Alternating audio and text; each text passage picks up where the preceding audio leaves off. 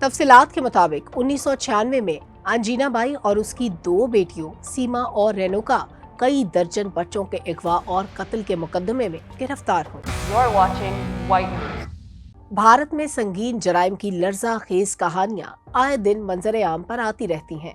इन खौफनाक जराइम के तसलसल की एक वजह भारत का मफलूज अदालती निज़ाम है, जिसके बाइस घिनौने जराइम के मुर्तकिब अफराद अक्सर सजा से बच जाते हैं। दिल दहला देने वाले जराइम से बच निकलने की ऐसी ही एक कहानी महाराष्ट्र की 3 सीरियल किलर मां और 2 बेटियों की है, जिनको 6 बच्चों के अगवा और कत्ल में अदालत ने सजाए मौत तो दी, मगर उस पर आज तक अमल दरामद न हो सका।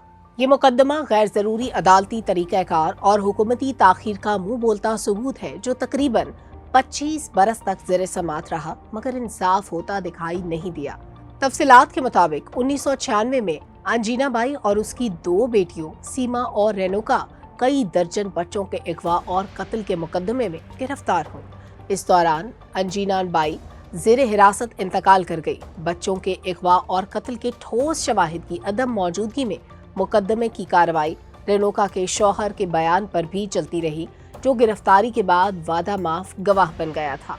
2001 में मुकदमे की समाअत के दौरान लापता 4 बच्चों के वालिदैन ने गवाहियां दी, जिसके बाद शवाहिद इकट्ठे करने के लिए तहकीकात का आगाज हुआ। इन्हीं शवाहिद की रोशनी में महाराष्ट्र के इलाके लाहापुर की सेशन अदालत ने 2001 में सीमा और रेणुका को 6 बहनों को अगवा और कत्ल करने के जुर्म में सजाए मौत दी, जिसे बाकी कोर्ट ने बरकरार रखा।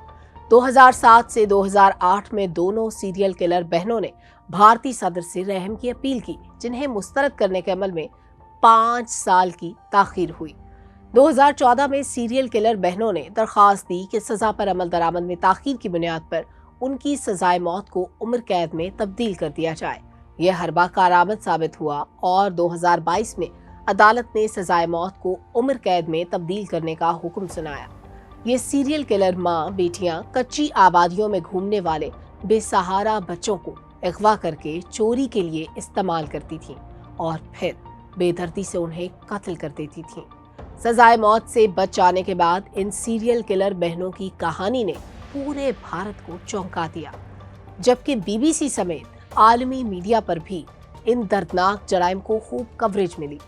2006 और 2007 में मुंबई में बेयरमैन के हाथों 7 अफराद का बेईमाना कत्ल और दुपट्टा किलर खौफनाक कहानियां आज भी सुनने वालों के दिल दहला देती हैं। हुकूमती सतह पर शिद्दत पसंद RSS नजरियात की पुश्तपनाही और हिंदू बलवाइयों की बेजा रियासती इदारों की हिमायत से भारत का अदालती निज़ाम बिल्कुल मफलूज होकर रह गया है। ये निज़ाम न तो मफलूज अक़लियतों को तहफ़्फ़ुज़ देने में कामयाब हुआ, न ही सफ़ाक मुजरिमों को कानून के शिकंजे में ला सका। ये सूरत हाल भारतीय माशरे बल्कि पूरी दुनिया के लिए सख्त तशवीश का बायस है। यूँ तो भारत आलमी सतह पर एक ताकतवर और बड़ी जमहूरियत का दावा करता नजर आता है, मगर हकायक बताते हैं कि नाइंसाफी, लाकानूनियत और रियासती जबर की वजह से इसकी बुनियादें खोखली हो चुकी हैं। इसके इदारे तशद्दुद पसंद नजरियात की गिरफ्त में हैं, जबकि इसका अदालती निज़ाम इस काबिल नहीं कि मजलूम की दाद रसी और इसे इंसाफ फराहम कर सके।